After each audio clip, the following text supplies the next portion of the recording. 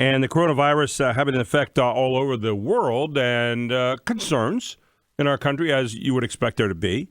But a lot of people are using common sense and are keeping their eyes on things. And one of those guys is Bob Lombardi, who's been a good friend and the executive director of the PIAA for a long time, the Pennsylvania Interscholastic Athletic Association. They are in the swing of the Winter Sports Championships right now with wrestling and now basketball coming up next week. And Bob joins us here this morning on WSBA. Good morning, Bob. How are you? Great, Gary. Thanks. Well, Thanks for having me. Good to have you on. And I know it's a busy time. Obviously, you guys are in the full swings of planning things. You have the championships for the states in the second round tonight for basketball. Of course, wrestling going on. I guess we have swimming going on, all kinds of things happening. And you're keeping, like everybody else, an eye on the coronavirus. But you've been keeping up to date on that. What's your stance right now? What's the stance of the board of directors as you go forward with the championships here in this season?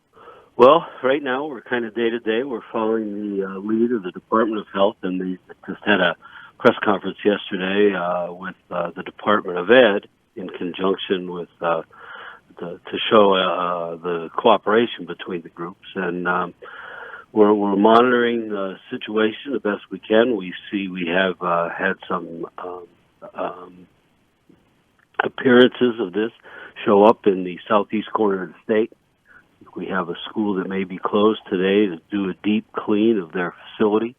But right now, we got the first round in over the weekend, and we have 96 games today and tomorrow. We're trying to get those in, and we continue to ask everybody that goes to the games, including the fans, moms and dads, grandma, grandpops, to be diligent with hand washing and sanitizing, and if you're real sick, stay home, those type of things, so we can help the Department of Health monitor this, and hopefully we can take this and get it done.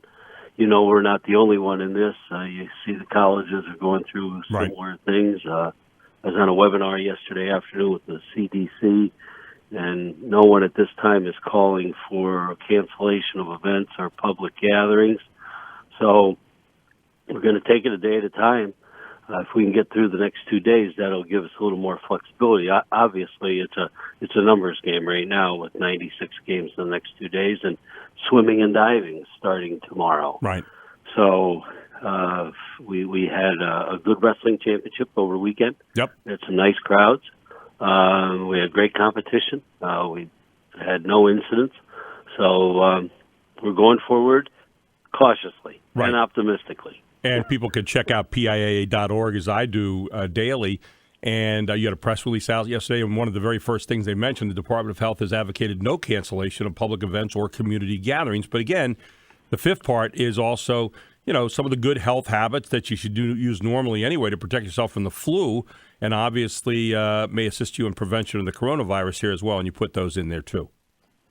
Yes, and Dr. Levine yesterday, again, reiterated those. Now, she's been at I believe, 2 press conferences in the last 3 business days, and she has repeatedly said that. So we're trying to get that message out as well to our schools. I know putting this out to the board, all of the, there's 12 of them that are district chairmen.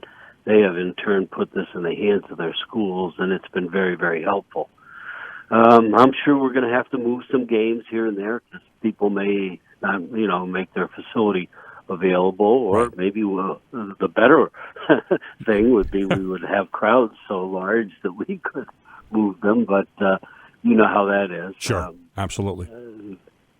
So we're monitoring it and keeping apprised of it, and as you well know, Gary, being at the contest, communication is key. So absolutely, yeah, we're doing our best to keep it out to the public, and hopefully the schools are keeping us in the loop as well. We keep all lines of communication open with them daily, and that's why you've seen the press releases the last 2 days. On the brighter side, you've been doing this for a long time. You've been assistant executive director and now executive director for a lot of years. I just thought I've been doing this for 28 years now, and you've been there all the time. So so you might be older than I am. I don't know. But anyway, I probably am. Yeah. Does it ever? What is it about this time? Because every time I see you at the championships, especially the Giants Center for Basketball, but I see at the other championships also, you always seem to light up. You seem to have it never seems to get old for you. Talk about, what it means to you to really be kind of the head guy here for Pennsylvania sports. I know there's a lot of partners in all of this, but the state championship time of the year it makes me light up as well. But I always see your face, and I think you're a little bit happier during those times. Well, I thank you for that. I like athletics. I really like athletics. I always have. And I like the experience with athletics, and I like to see young people compete, the lessons that they learn. So it's not all about winning. It certainly isn't about me. I'm probably the least important cog in all this that goes on with all the moving parts we have. But the most important part are the students and their experience and their coaches and their communities and their families. People always get involved with AAU and all that. Right. But we had a board member say, well, when the community team wins or when the school team wins and they come home on the fire truck, you don't see that on Sunday night coming back from an AAU game. So right. It just happened again this year, I think out at Blairsville or Berlin Brothers Valley, one of those small communities in District 5, Bedford area. They won the district title, and who was waiting for them at the county line but the fire truck, and the kids got on, and they gave them an escort back through town, and and that makes it all worth it. It's fun. I can remember, it's been a few years now, 87, we were coming home from a semifinal game that gave us the right to get into the Eastern Final, and fire trucks met us, and then that became a normal habit at Columbia. So that fire truck thing, meeting you, is a big deal. I wanted to ask you one other question, though, Bob, too. And you're a guy that keeps your eye on what other states are doing as well. You have a chance to compare what we're doing with those. How does Pennsylvania stack up in terms of kind of being a model? I know one of the things you've talked about from time to time over the years is a lot of people come here to check out what we're doing in Pennsylvania, and I think that does speak loudly for what the PIAA and its board of directors and all the people involved are trying to do. Yeah, we always have guests. Last year we had a guest from the National Federation come in for our wrestling championship. But They come out. They like to see what the organization is of events and how you're handling certain things, and if you have contingency plans and how you set up your planning, and a lot of times how you set up your championships. Right. Is it a bracketed tournament? Is it an open tournament? Are there bids?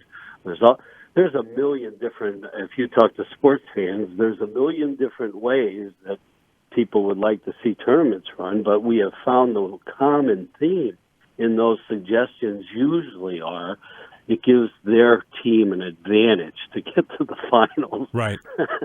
But we try to do it, we work very, very diligently to be even-handed and provide the same opportunities throughout the sports and across the Commonwealth. And Gary, one of the biggest problems we face is geography. Yes. When you're 200 by 400 miles, we're not Ohio. That's almost a little square. You have other states that have tremendous challenges. Idaho, Montana, they'll travel 9, 10, 12, 14, 15 hours for a contest, or some of them even have to fly. So every state has its challenges, and it's because of those challenges, I think a lot of states are unique.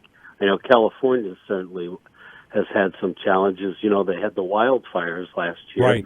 And it decimated the one town, and they managed to be creative and keep the kids in school and offer them different opportunities for education, but still were able to keep their teams together and have them still perform at a high level. So, everybody has their challenges. So thank you for saying that, because I know our sports people, and you're one of them, have done very, very well over the years. And speaking and telling the story, not so much about us, but really the players and their community. That's a great story to tell, too. So, Bob, always appreciate talking to you. Thank you so much. We'll keep our eye on PIAA.org daily and watch this. But thanks for the great job you do and all the people there at PIAA and all the athletic directors and the board of directors around the state who would also be a big part of making all this happen. It is championship season time, and Bob Lombardi, executive director of the PIAA. Bob, Be safe, my friend. Thank you so much. Thanks, Gary. And don't forget, next week, it's our 100th anniversary for basketball. I am so looking be forward there. to it. It's Yep. going to be fabulous. I will be doing the games Thursday, Friday, and Saturday, too, and I'm looking forward to seeing you up there, my friend. Thank you so much. Thank you. Bob Lombardi, Executive Director of the PIAA, and next week we'll be at the Giants Center for the state championships. WSBA News Time, 7:14.